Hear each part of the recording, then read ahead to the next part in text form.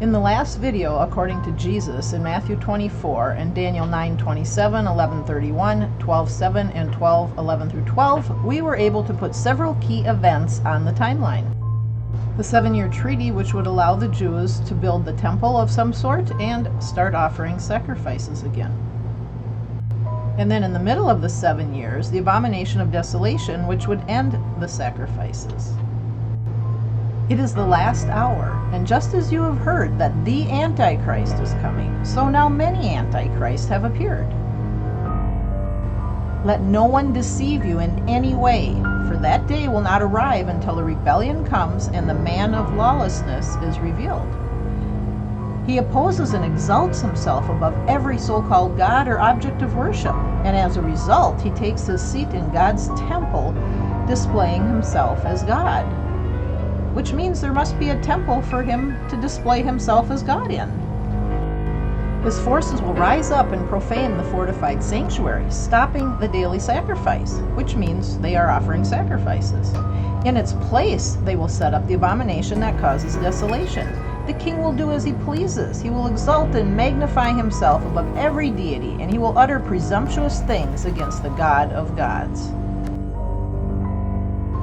So when you see the abomination of desolation spoken about by Daniel the prophet standing in the holy place, let the reader understand.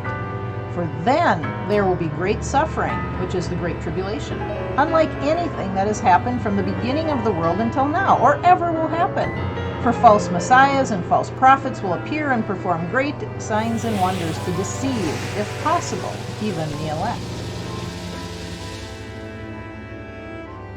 The Antichrist is the man of lawlessness, and it will be he who stands in the temple, which is the abomination of desolation. At that time, Antichrist and false prophet rise to power. The Antichrist has a lethal wound that was healed. He speaks blasphemies. He will rule 42 months, which is 3.5 years, over all the earth and all the nations. He will make war with the saints. He will conquer the saints, and he will be worshipped. This is the Great Tribulation.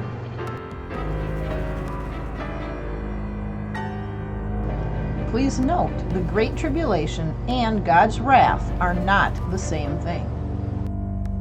The Antichrist is the first beast spoken about in Revelation 13, and yet another beast, the false prophet who works with the Antichrist, makes an image of the beast come to life, and he requires all people to worship the Antichrist or be killed.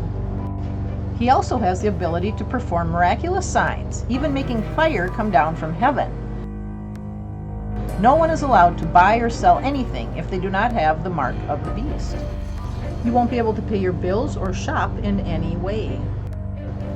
This is the Great Tribulation.